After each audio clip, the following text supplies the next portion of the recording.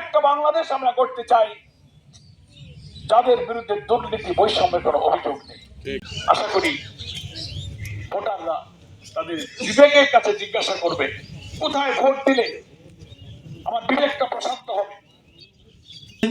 খুলনা 5 আসনের সংসদ সদস্য পদপ্রার্থী বাংলাদেশ জামাত ইসলামের কেন্দ্রীয় সেক্রেটারি জেনারেল দক্ষিণ বঙ্গের কিংবদন্তি নেতা অধ্যাপক মিয়া গোলাম পরোয়ার এ পর্যায়ে বক্তব্য নিয়ে আসছেন অধ্যাপক মিয়া গোলাম পরোয়ার।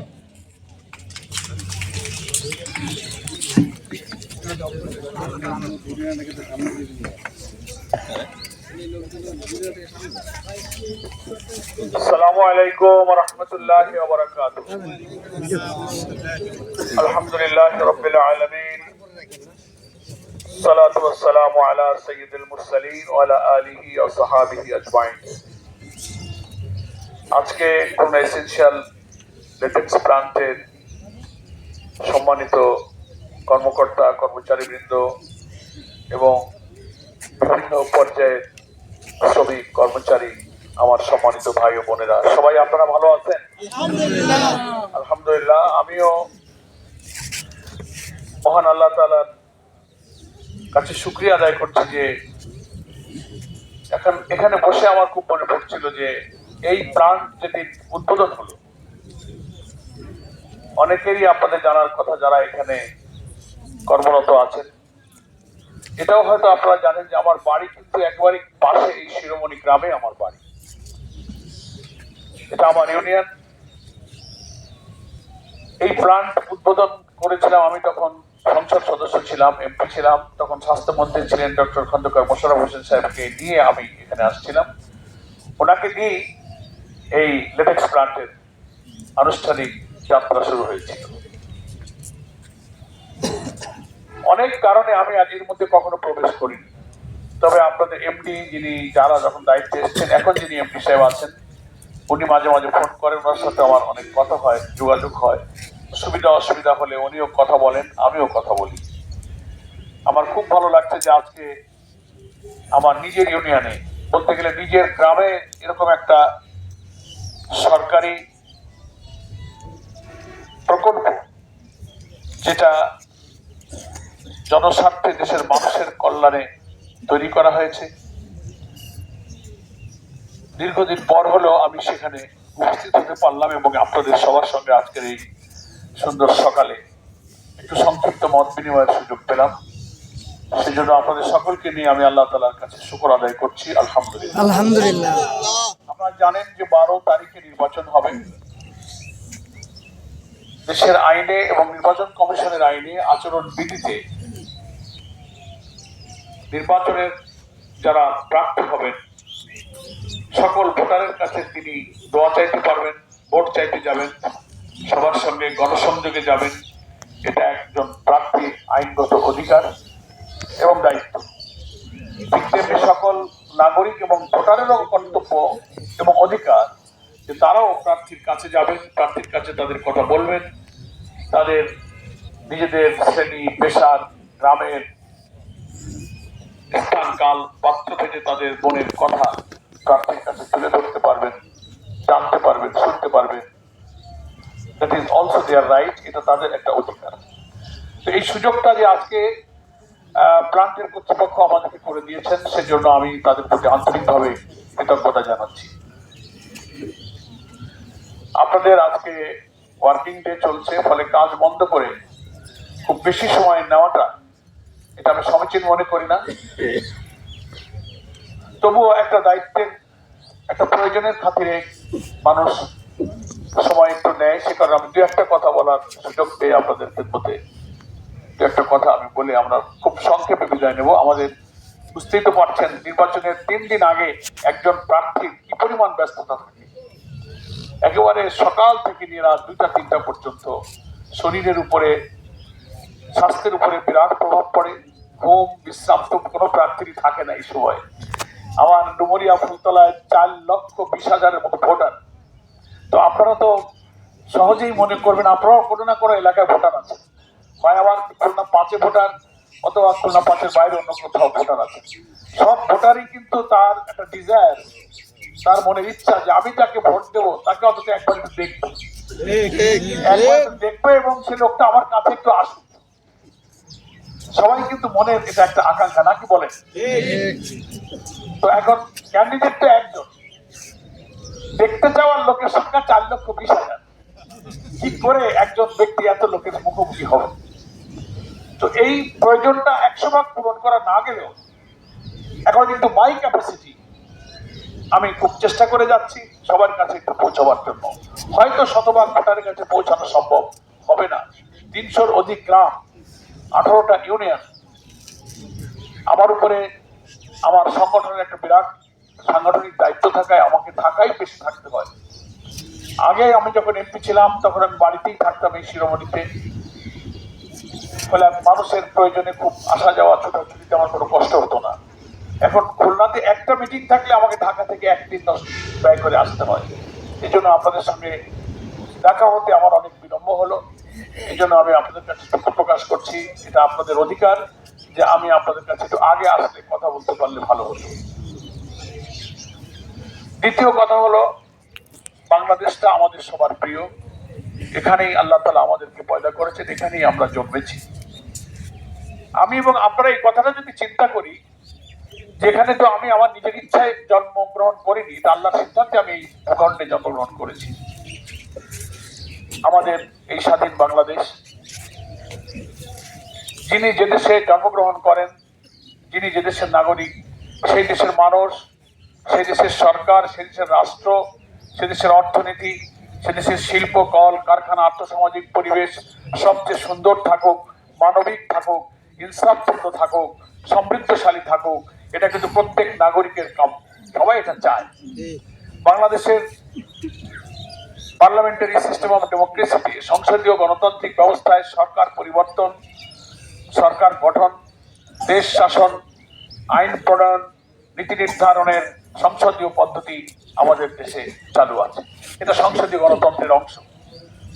এভরি আফটার 5 ইয়ার্স আমাদের দেশে একটা পার্লামেন্ট ইলেকশন হবে।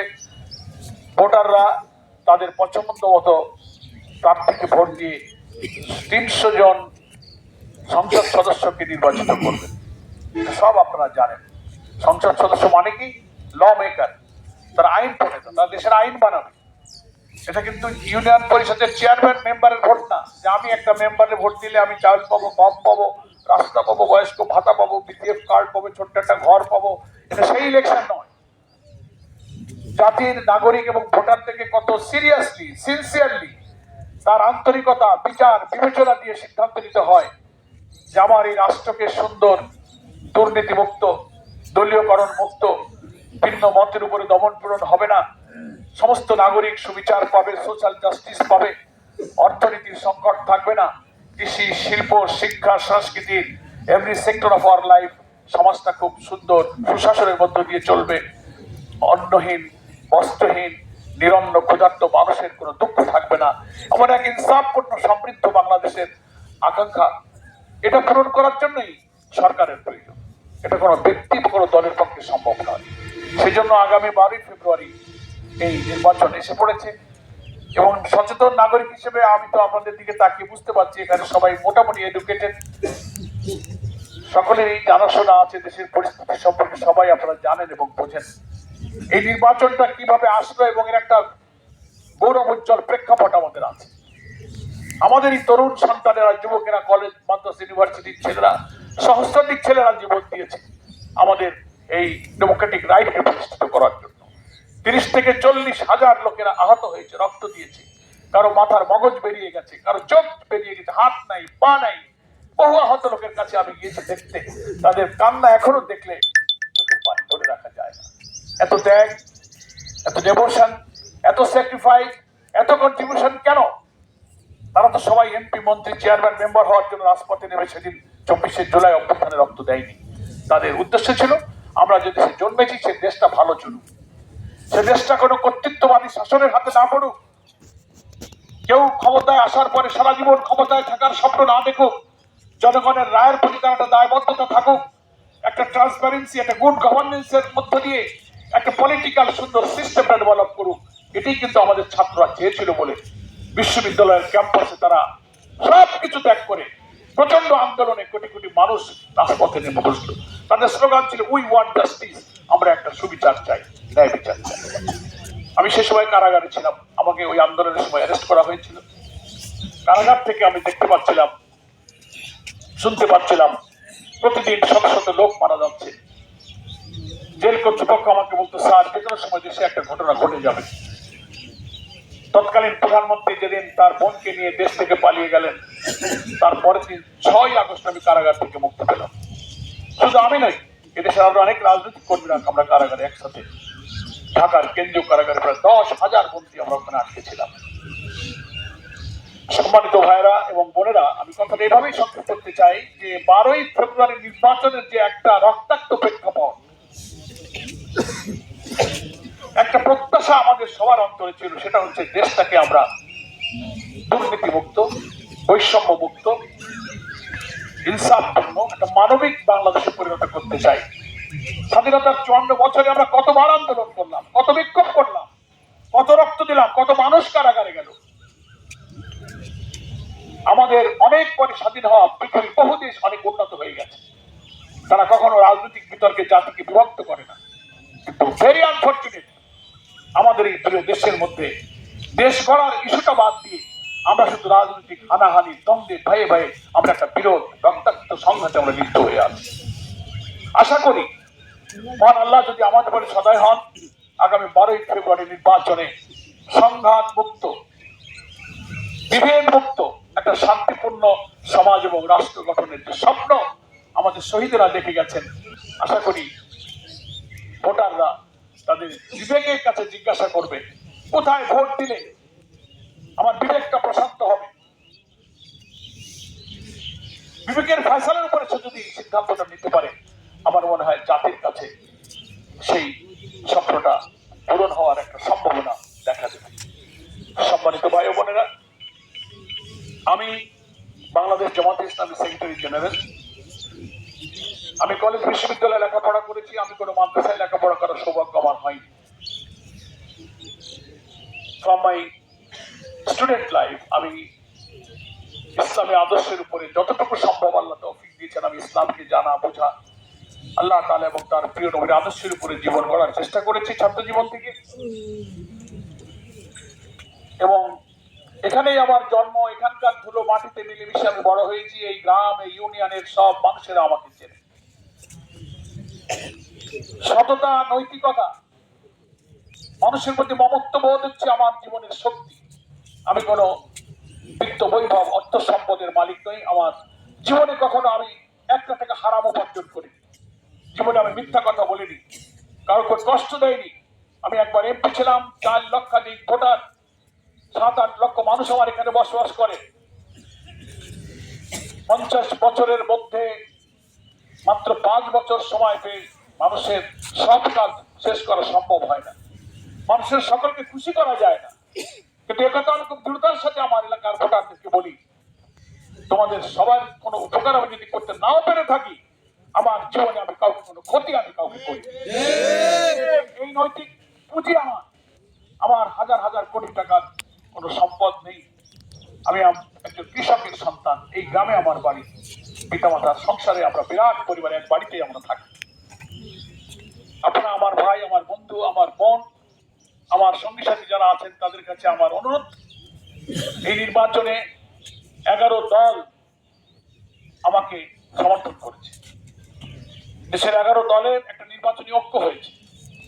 সেই দলের মধ্যে 6টি ইসলামী দল আছে।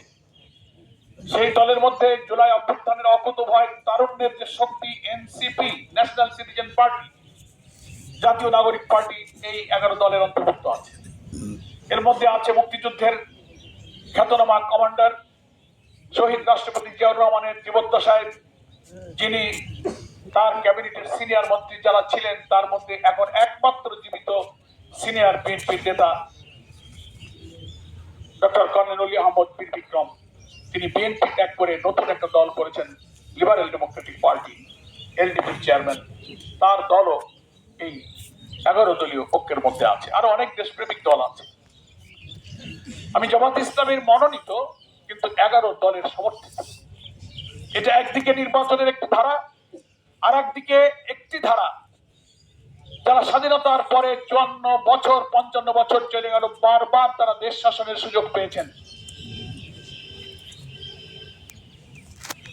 এবং রাষ্ট্র শাসনে জনগণের আশা আকাঙ্ক্ষা পূরণের যে ওয়াদা, যে প্রতিশ্রুতি, যে কমিটমেন্ট তারা জনগণের কাছে দিয়েছিলেন। তিনটি দল দেশ শাসন করেছে।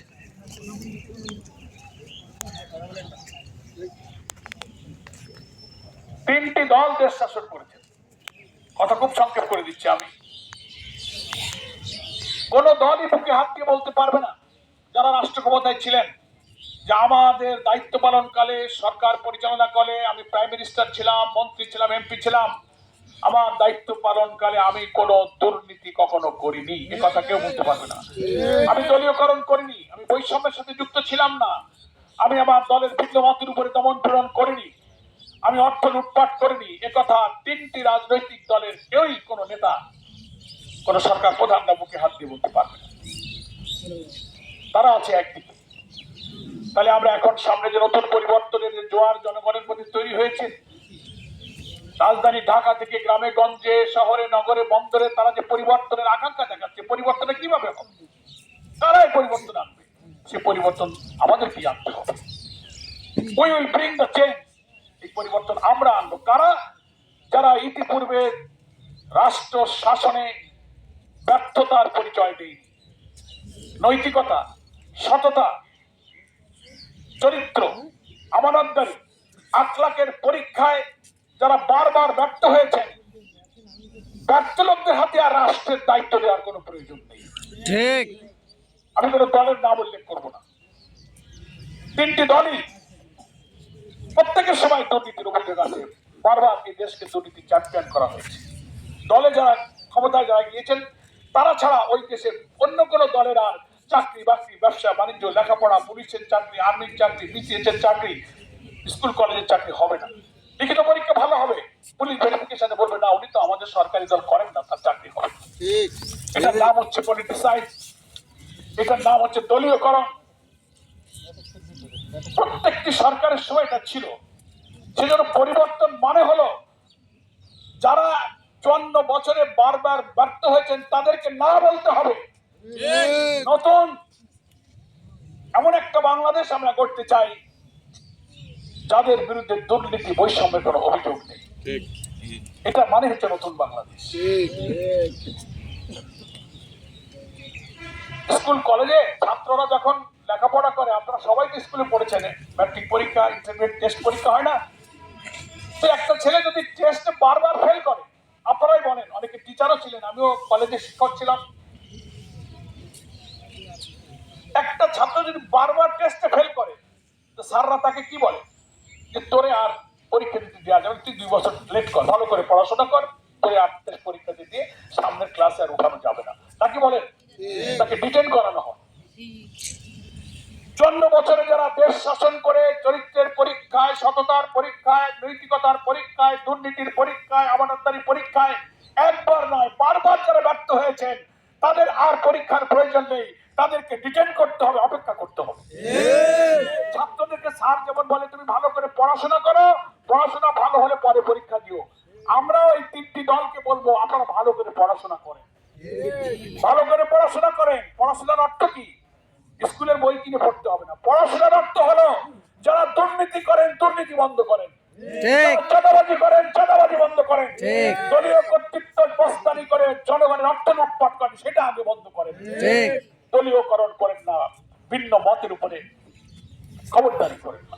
1-2 বছর একটু দেখান যে আমরা ভদ্র হয়ে গেছি, চাঁদাবাজি করি না, দলীয়করণ করি না, খুন খারাপি করি না, চাঁদা না দিলে রাগ করে পাথর দিয়ে মানুষ হত্যা করি না, ভোট চাইতে গেলে অন্য একটা ভোটের নারী কর্মীদের বোরখা খুলে নিই না, পেটে লাথি মারি না, সায়া খুলে নিতে চাই না, এরকম চরিত্রের পরীক্ষা 2টা বছর দাও, অপেক্ষা করো। জাতি যখন বুঝবে না তোমাদের মধ্যে শিক্ষা এসেছে, এটাই তোমাদের পড়াশোনা, তখন প্রয়োজন হলে আবার তোমরা পরীক্ষা দিও, নাকি বলেন? সেই কারণে আপনারা জ্ঞানী মানুষ, জ্ঞানীদের জন্য ইশারাই যথেষ্ট। বাংলাদেশ জামাত ইসলামী আমাদের আমির ডাক্তার শফিকুর রহমান জাতির উদ্দেশ্যে বারবার বলেছেন, মহান আল্লাহ যদি জনগণের ভালোবাসে আমাদের রাষ্ট্রের দায়িত্ব দেন, আমরা শাসক হব না, আমরা সেবক হব। ঠিক। তিনি বলেছেন আমাদের কোন মন্ত্রী এমপি নির্বাচিত হলে সরকারের ট্যাক্স ফ্রি গাড়ি, ট্যাক্স ফ্রি কম মূল্যের ফ্ল্যাট জমি সরকার তা দেয়, জামাতের এমপি মন্ত্রীরা তা গ্রহণ করবে না। উন্নয়ন কাজে সরকার অর্থ বরাদ্দ দেবে, এমপিকে অনেক কাজ করতে হয়। আমাদের আমির জামাত ডাক্তার শফিকুর রহমান বলেছেন যদি এই অর্থ বরাদ্দ দিয়ে উন্নয়ন কাজের জন্য যে অর্থ আসবে, আমাদের এমপি মন্ত্রীরা সেই উন্নয়ন কাজ শেষে কত টাকা সে পেল, কত টাকা সে খরচ করলো, জনগণের কাছে তার হিসাব দিতে হবে। এটার নাম হচ্ছে ট্রান্সপারেন্সি, এটার নাম হচ্ছে স্বচ্ছতা। আপনারা অনেকে জানেন হয়তো, আমি যে এমপি ছিলাম আজ থেকে 20 বছর আগে, 2001 থেকে 6, 350 কোটি টাকার উন্নয়নের কাজ করেছিলাম। আলহামদুলিল্লাহ। আলহামদুলিল্লাহ। 20 বছর আগে 350 কোটি টাকা এখন হইলে কত হয়? গ্রাজুয়েশন করেন। 700 কোটি টাকা। আমি ওই 350 কোটি টাকা কোথায় খরচ করেছি, কোন রাস্তা, কোথায় বিদ্যুৎ, কোথায় মসজিদ, শ্মশান, স্কুল, কলেজ, টিউবওয়েল, রিলিফ, সাহায্য, নদী ভাঙ্গন, খাল নদী, আমি বই চেপে প্রত্যেকটি এলাকার নাম, কাজ, টাকা উল্লেখ করে জনগণের কাছে আমি হিসাব দিয়েছি। অনেকে হয়তো সে বই পেয়েছে, আমার কাছে আছে। আমরা কোথা থেকে শিখেছি? মহান আল্লাহ তাআলার কাছে জবাবদিহিতা, প্রিয় নবীর সততা, নৈতিকতা, আদর্শ আমরা ধারণ করি। আপনাদের ভাই হিসেবে আপনাদের কাছে আমার অনুরোধ থাকবে, এই সততা নৈতিকতা ছাড়া আর সৃষ্টিকর্তার বিধানের ভিত্তিতে রাষ্ট্র পরিচালনা করা ছাড়া আমাদের জাতির দুর্ভোগ কোনোদিন যাবে না। তাই দল মত আপনাদের হয়তো অনেকে করতে পারেন, আপনাদের লাইকিংস ডিসলাইকিংস থাকতে পারে। কেউ আওয়ামী লীগকে ভালোবাসেন, কেউ বিএনপিকে ভালোবাসেন, কেউ জাতীয় পার্টিকে ভালোবাসেন, জামাতকে ভালোবাসেন। দলের পছন্দটাকে এবারের জন্য আমি বলবো, হিন্দু এলাকায় আমার সব ডুমুরিয়া বলতে 1 লক্ষের উপর হিন্দু ভোটার, তারা বলছে দাদা আমরা বহু মার্কায় জীবনে ভোট দিয়েছি, এবার আমরা সিদ্ধান্ত নিয়েছি কোন মার্কার কাছে আমরা আমাদের নিরাপত্তা পাইনি, আমরা দাঁড়িপাল্লায় এবার ভোট দেবো। এটা মানুষের মধ্যে এই সেন্সেশনটা ডেভেলপ করেছে। আমি আপনাদের কাছে সেটাই বলতে চাই যে আমি সেই স্বচ্ছতা, সেই নৈতিকতার উপরে আল্লাহ যদি আমাকে এখানে আবার জনগণের সেবক হিসেবে কবুল করেন, এই এসেনশিয়াল লেটেক্স প্লান্টের ডেভেলপ করার জন্য সরকারের সাথে, মন্ত্রণালয়ের সাথে, এখানকার রাস্তাঘাটের উন্নয়নে, অবকাঠামোগত উন্নয়ন, শিক্ষা প্রতিষ্ঠানের উন্নয়ন, অনেক কাজ আমাদের 5টা বছরই তো ছিলাম, সব কাজটা সমাপ্ত করা যায়নি। এরপরে আরো মন্ত্রী, মিনিস্টার, এমপি হয়েছেন। তারা একটা কাজ করতে গেলে তার বিনিময় নিয়েছেন, একটা ডিওনেটর দিয়েছেন, লাখ লাখ টাকা নিয়েছেন। কিন্তু আমি এত কাজ করি 350 কোটি টাকার, কোন মানুষ বলতে পারবে না যে একটা কাজের বিনিময়ে কারো কাছ থেকে আমি কিছু গ্রহণ করেছি, এমনকি 1 কাপ চাও কারো কাছ থেকে আমি খাই। আলহামদুলিল্লাহ। মানুষের স্বার্থে আমি এই দায়িত্বটা পালন করেছি। তাই আমি, আমার অধিকার আছে আপনাদের কাছে আমার এই মনের কথাটা বলার, এখানকার সন্তান হিসেবে। যারা আমার খুলনা 5 ডুমুরিয়া ফুলতলার ভোটার আছেন, এখানে যারা কাজে কর্মরত আছেন, সবার জন্য আমি দোয়া করি। এখানকার বাইরেও যারা ভোটার আছেন, প্রত্যেক জায়গায় 11 দলের অনেক প্রতীক আছে, দাড়িপাল্লা আছে, ঘড়ি মার্কা আছে, আপনার শাপলা কলি আছে, 11 দলে 11টা প্রতীকে আপনারা সেখানে ভোট দেবেন। আর আমার এখানে যারা ভোটার, তারা আপনারা দয়া করে দাড়িপাল্লায় ভোটটা এবার অন্তত দেন। দল মত আপাতত রেখে, একটা কথা আছে না, ব্যক্তির চেয়ে দল, দলের চেয়ে দেশ বড়। বহু লোক এবার দল এবং মত পরিবর্তন করে বলছে আমরা এবার দাড়িপাল্লায় ভোট দেবো।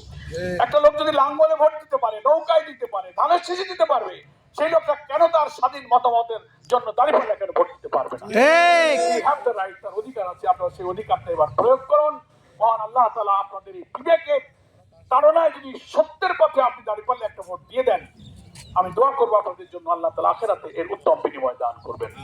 সবাই ভালো থাকবেন, আমাদের জন্য দোয়া করবেন। আর গণভোট হবে একই দিনে আরেকটা ভোট। সে গণভোট হচ্ছে জুলাই সনদের পক্ষে আমরা হা বলবো ইনশাআল্লাহ। জুলাই চার্টার সম্পর্কে জানা আছে আপনাদের, প্রেসিডেন্টের ক্ষমতা, প্রধানমন্ত্রীর ক্ষমতা, কনস্টিটিউশনাল পোস্ট গুলোতে নিয়োগের নানান বিধান। 9 মাস অন্তর্বর্তীকালীন সরকারের 6টি রিফর্ম কমিশনের চেষ্টা করে 84টি সংস্কার প্রস্তাব আমরা অনুমোদন করেছি। তার মধ্যে 48টি সাংবিধানিক এবং আইনি বিধান আমরা পরিবর্তন করেছি, যা গণভোটে অনুমোদন না করলে সংবিধান পরিবর্তন করা যাবে না। এই জন্য সেগুলোই গণভোটে দেওয়া হয়েছে, যেটার পক্ষে আমরা যারা থাকবো তারা হা বলবো। এখানে কোন দল নির্বাচিত হয়ে ক্ষমতায় গেলে যেন আর সে দুর্নীতিবাজ না হতে পারে, স্বৈরাচারী না হয়, ফ্যাসিস্ট না হয়, জবাবদিহিতা থাকে, সেরকম একটা রাষ্ট্র কাঠামো এখানে তৈরি করা হয়েছে। সেটা অনেক লম্বা ব্যাপার, সেটা বলতে গেলে 1.5 ঘন্টার বক্তৃতা লাগবে। আমি সেটা এখন আর ওদিকে যাব না, আপনারা দেখেছেন। সেজন্য আমি আপনাদের কাছে আবেদন জানাবো যে আপনারা ওই দিন 2টা ভোট, একটা জাতীয় ভোটে দাঁড়িপাল্লায় দেবেন, গণভোটে আপনারা হাতে সিল দেবেন। ঠিক আছে, আমার কথা বুঝতে পারছেন? এখানে প্রান্তের যারা অথরিটি আছেন তাদের কাছে আমি একটু এই এলাকার জনপ্রতিনিধি, জনগণের মানুষ হিসেবে কয়েকটা রিকোয়েস্ট করি। আমার কানে অনেক কথা যায়, আমি আপনাদের এমডি কে বারবার ফোন করেছি, অবশ্য উনি আমার কথা কিছু রেখেছেন, কিছু ওনার অফিসিয়াল অব্লিগেশনের কথা উনি বলেছেন। কিন্তু যে সময় আমরা এইগুলো দেখেছি যে বাংলাদেশে এই ফ্যাক্টরিতে, এই কারখানাতে নিয়োগের ক্ষেত্রে যা ঘটেছে, আমার চেয়ে আপনারা তা বেশি জানেন। আপনারা মনে হয় যারা বিবেকবান, কোন বিবেকবান যে দলেরই লোক হন না কেন, এইভাবে লক্ষ লক্ষ টাকা গরিব মানুষের কাছ থেকে নিয়ে একটা কারখানায় নিয়োগ দেওয়া, তারপরে আবার একটা প্রয়োজনে তাদেরকে ছাঁটাই করে দেওয়া, নিয়োগ দেওয়াটা অন্যায় হয়েছে, ছাঁটাই করাটা অন্যায়। তারপরে অনেককে সরিয়ে দিয়েছেন, তারা বিবি বাচ্চা, সংসার, লেখাপড়া, নানান প্রবলেমে তারা একটা চাকরি শিফট হলে তারা কত কষ্টে থাকে। এই জন্য আমার অনুরোধ থাকবে, আপনারা এমডি সাহেবকে আমার সালাম আপনি পৌঁছাবেন যে আমি এসেছিলাম এবং সবার সামনে আমি রিকোয়েস্ট করে গেলাম যে বাংলাদেশে দলীয় কর্তৃত্ব নিয়ে নিয়োগ আর ছাঁটাই হয়, সেই বাংলাদেশকে আমরা গত বছর জুলাই মাসে বিদায় দিয়েছি। এখন ইন্টারিম গভর্নমেন্ট চলছে, নন পলিটিক্যাল গভর্নমেন্ট। ইনশাআল্লাহ নির্বাচনে সরকারের নতুন গঠিত হবে, বাংলাদেশটা নতুন হবে ইনশাআল্লাহ। ইনশাআল্লাহ। মানে প্রশাসনের অ্যাটিটিউডটা চেঞ্জ করতে হবে। আমি যা বলবো তাই হবে, এটার নামই তো ফ্যাসিজম। ঠিক। সবকিছু একটা সিস্টেমে চলতে হবে। আপনারা সেই সিস্টেমে আনবেন। কিছু হলেই, ইচ্ছা হলেই, ভালো লাগলো না, একটা লোক বললো অমুক দল ওর অমুক ছাড়াই দাও, অমুক দল ওরে নিয়ে নাও, এটা করা যাবে না। এই ক্ষেত্রে আপনারা খেয়াল রাখবেন এবং যাদের চাকরি চলে গেছে, যাদের মানবিক সংকটের মধ্যে যারা আছে, তাদের চাকরিগুলো ফিরিয়ে দেওয়ার ব্যাপারে আপনারা একটু বিবেচনা করবেন। এবং যারা চাকরি, অনেককে চলে গেছেন, বলে উনি জামাত করতেন সেজন্য চাকরি চলে গেছে, উনি অমুক দল করতেন সেজন্য চাকরি চলে গেছে, উনি ওই করতেন তাই ওনার চাকরি হয়েছে, এই সমস্ত পলিটিসাইজ করা, দলীয়করণ করা, এগুলো আপনারা অথরিটিকে আমি দৃষ্টি আকর্ষণ করছি, এটা আপনারা বিবেচনায় রাখবেন। তো নির্বাচন উপলক্ষে যে প্রয়োজনীয় কথাটুকু ছিল, আরো অনেক রাজনৈতিক কথা বলার থাকে, অনেক পলিটিক্যাল কোশ্চেন নির্বাচনের সময়, পলিটিক্যাল অনেক প্রশ্ন, রাজনীতির জনসভা মাঠে, খোলা মাঠে হলে আমার প্রতিপক্ষ কি বললো, তার কি জবাব, মিটিংয়ে তো এগুলোই হয় নাকি? আমি সেগুলো কিছু বললাম না, তার অনেক কথা আমার ডিকশনারিতে জমা আছে, আমি তার জবাব দিতে পারি। এগুলো রাজপথের মিটিং এ দেই, এটা সে রাজপথের মিটিং না, এটা একটা অফিস, এটা একটা কোম্পানি। এখানে কোম্পানির নর্ম, সিস্টেম, কাস্টমসকে মেনে আমি কিছু কথা বলেছি, শুধু ভোটের সাথে রিলেটেড কথা। নির্বাচনে দাঁড়িপাল্লার জয়, দাঁড়িপাল্লার সম্ভাবনা, দিনে দিনে দাঁড়িপাল্লার পক্ষে হিন্দু মুসলিম নারীদের যে সমর্থন বাড়ছে, তাতে আমাদের প্রতিপক্ষের বন্ধুদের মাথাটা একটু খারাপ হয়েছে। মিথ্যা কথা, অসত্য তথ্য, রাজনীতিতে যে সমস্ত যুক্তি চলে না, তাই দিয়ে মানুষকে বিভ্রান্ত করার চেষ্টা করা হয়। আপনারা বিবেকবানরা এটা বোঝেন, এর জবাব আমি এখানে দিয়ে আমাদের বন্ধু সংগঠনের তিক্ততা বাড়াতে চাই না। এটা কোনো পলিটিক্যাল কার্ডসের মধ্যে পড়ে না, আমরা সেই সৌজন্যতা মেনে চলি, আমরা এটাকে বলার সমীচীন মনে করি না। আমার খোঁজ খবর নেবেন, এই গ্রামে আমি জন্মেছি, আমার যারা রাজনৈতিক ভাবে প্রতিপক্ষ, শত্রু, রাজনীতি বিরোধিতা করে, কিন্তু ব্যক্তি পরম্পরার বিরুদ্ধে কেউ কারোর কোনো কথা বলার সুযোগ নেই। সেই সততা আল্লাহ তাআলা আমাকে দিয়েছেন, এটার জন্য আমি আল্লাহর কাছে কৃতজ্ঞ। তাই দল মার্কা হিসেবেও আমি আপনার কাছে ভোট চাই না, ব্যক্তি হিসেবে আমি আপনার কাছে ভোট চাই যে অন্তত আগামী দিনে এই নির্বাচনী এলাকার, এই প্রতিষ্ঠান সহ মানুষের দুঃখ কষ্টে পাশে থাকতে পারবো। আপনার একজন সৎ ভাইকে আপনি ভোটটা আপনার প্রদান করবেন। খুলনা মাসে ভোটারদের কাছে সেই আবেদন জানিয়ে সকলকে আবারও ধন্যবাদ জানিয়ে আমি আমার কথা শেষ করছি। এবং আমি আপনাদের এমডি সাহেবকে জানাবো যে আপনার ফ্যাক্টরিতে আমি গিয়েছি এবং এই কথাবার্তাগুলো আমি বলেছি, এটা আমিও জানাবো, আপনারাও এটা জানবেন। আর কথা বলার দরকার নেই, টাইম নেই, আমার টুকুরিয়াতে যাওয়ার কথা 9টায়, এখন বাজে কয়টা?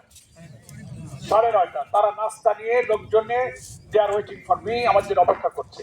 একটা জায়গায় দেরি হলে কি পরিমাণ দেরি হয় সারাদিন আপনারা বোঝেন। আপনাদের সবার কাছে ভালো তো লাগতো আপনারা যদি রাজি হতেন আর আমার কোনো মিটিং না থাকতো, আমি দুপুর পর্যন্ত বক্তৃতা করতে পারতাম। আপনাদের মনের যত কথা আর আমার যা আছে সব আমি উজাড় করে বলতাম, কিন্তু সেই সুযোগ আজকে নাই। যদি আল্লাহ বাঁচায় আমাদের মুখোমুখি আবার হতে পারি, প্রাণ ধরে কথা বলবো ইনশাআল্লাহ। আসসালামু আলাইকুম ওয়া রাহমাতুল্লাহি ওয়া বারাকাতুহু।